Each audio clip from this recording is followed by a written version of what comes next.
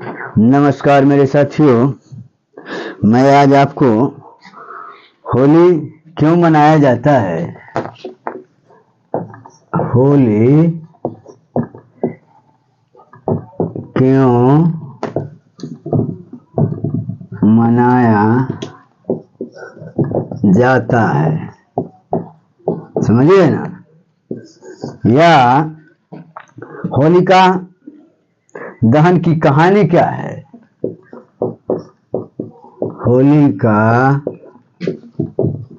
दहन की कहानी क्या है? ये भी इस टाइप के क्वेश्चन पूछेगा, आपसे पूछ देगा होली मनाने का कारण क्या है, या होलिका दहन की असली सच्चाई क्या है। होलिका दहन की असली सच्चाई क्या है, ध्यान दीजिए इस पर। या होली मनाने का कारण क्या है, होली मनाने का कारण क्या है, इसको समझने की कोशिश कीजिए, होली क्यों मनाया जाता है, होलिका दहन की कहानी क्या है, और होलिका दहन की असली सच्चाई क्या है, होली मनाने का कारण क्या है। इन चीजों को आपको जानकारी होना चाहिए क्या। तो सबसे पहले चलिए, इसको तो आप समझ गए, अब आगे देखिए मैं क्या बताने जा रहा हूं।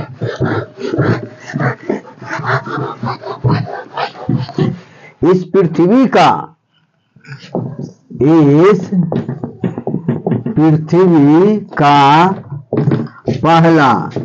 पहला शासक मनु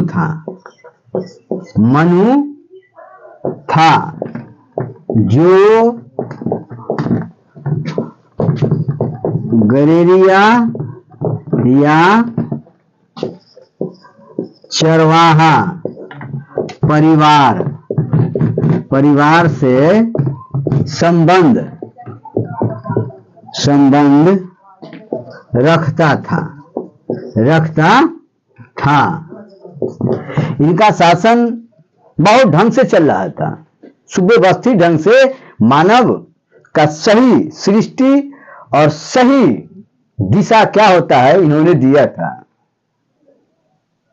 मनु एक चरवाहा संप्रदाय का था और मानव जाति का सिलसिला सृष्टि चलते रहे और सुव्यवस्थित ढंग से चले, इस तरह का ये समाज का निर्माण किया था। बहुत ढंग से चल रहा था इनका साम्राज्य। उसी दरमियान आर्यों का आगमन हुआ। उसी दरमियान आर्यों का आगमन हुआ। आर्य तो आप भली भांति जानते हैं, यह कहां से आया था, क्यों आया था। ये खानाबदोशी जाति, घुमक्कर जाति, माइग्रेट कास्ट था। ये सेंट्रल एशिया से आया था, समझे ना। और इनके साम्राज्य जो फला फूला था, जो एक मानव का क्या कर्तव्य हो, किस तरह से जिया जाता है, एक दूसरे से सामंजस्य स्थापित किया जाता है, मानवता का सही अर्थ क्या है, इन्होंने अपने समाज में अपने ज्ञान के द्वारा, अपने कुशलता के द्वारा ये उड़ेल दिए थे। उस पर समाज बहुत ढंग से चल रहा था। एक दूसरे से भाई बंधुत्व की भावना था, विचारधारा था। उस समाज को देखने के बाद किसी को भी सोचना पड़ता था। तो उस समय यही आर्यों का आगमन हुआ। आर्यों को देखा नहीं गया, इसका समृद्धशाली जो व्यवस्था था उसको देखा नहीं गया। तब ये आया और यहां के तमाम इंसानों को तोड़ने की कोशिश किया, भटकाने की कोशिश किया। अपना कस्टम जो था, इसका रीति रिवाज, रस्म जो था, जीने का एक तौर तरीका था आर्यों का, वो इसमें देखना चाहता था। तो इनको तोड़ने के लिए बहुत तरह से तरकीब अपनाया, प्लान बनाया। उस समय जो हुआ था, ये मनु महाराज अपने ढंग से समाज को एक संविधान दिया था, विधान दिया था चलने के लिए, उस पर चल रहा था, बहुत ढंग से चल रहा था। ये आ गया छल परपंच बहरूपिया, जो इनके बसा सजाया हुआ समाज को तोड़ करके अपना साम्राज्य स्थापित करना चाहता था। यूरेशियन, क्या था? यूरेशियन ना जी। ये यूरेशियन आया कब? जब हर जगह छोटा छोटा हमारा जो पृथ्वी है, साम्राज्य है, भारत भूमि जिसको कहते हैं, अखंड भारत, बहुत से अब तो विभाजित हो गया है। तो उस वक्त हिरण्याक्ष को समझिए। कब होली का असली रूप समझिएगा, होली क्यों मनाया जाता, होली का दहन मनाने के क्या कारण है, असली सच्चाई कहानी क्या है। तो हिरण्याक्ष ये शासक था। ये क्या था? शासक था। इसको बहुरूपिया रूप धर करके खत्म कर दिया, बर्बाद कर दिया, मार डाला। बहुत प्रतापी था, बहुत जुझारू था ये शासक। ये आर्यों को प्रवेश होने देना नहीं चाहता था, क्योंकि ये जानता था कि छलिया बहुरूपिया, इसको आंकने की क्षमता बहुत ज्यादा था। एक बार में किसी को देख लेता है, एक परख करके बता देता है किस ढंग का कैसा है, इसका चाह क्या, इच्छा क्या है, प्लान क्या है, ये समझ जाता था। तो इसको मार दिया। मार देने के बाद आज अपना साम्राज्य स्थापित करना चाहा। यहाँ की जो भी जनता था, यहाँ का समाज था, उस समय का, हिरण्याक्ष के समय का, वो आर्यों को एक्सेप्ट नहीं किया, नहीं कर पाया। उसको एक एक रूप से हर समाज में उस समय घुल मिल गया था, आया था, तोड़ने का प्लान चल रहा था। सबको अंदर ही अंदर मालूम हो जाता है। मानव चाहे कितना बुरा हो, आप उसके प्रति क्या सोचते हो, भले ही कमजोरी के कारण आपसे डिबेट नहीं कर पाता हो, आपके सामने खड़ा नहीं हो पाता हो, लेकिन सब चीज को समझता है। हिरण्याक्ष को मारने के बाद ये सोचा कि मैं अपना साम्राज्य स्थापित कर दूं यहां पर ही। तो क्या हुआ? हिरण्याक्ष मर गया, उसको जनता, उनको राजा चाहिए। तो आर्य ने, जिसको अभी ब्रह्मा विष्णु महेश के नाम से जाना जाता है, ये सब विष्णु अवतार, क्या क्या अवतार है, नरसिंह अवतार, उसी का वंशज है सब। तो ये क्या किया, जिनका एक बेटा था, जब जनता उसको एक्सेप्ट नहीं किया आर्यों को, तो इनका बेटा था हिरण्यकश्यप। हिरण्यकश्यप, जो कश्यप का पैदाइशी था, कश्यप गोत्र से ये ताल्लुकात रखता था, ये सब है उसी का गोत्र, समझिए।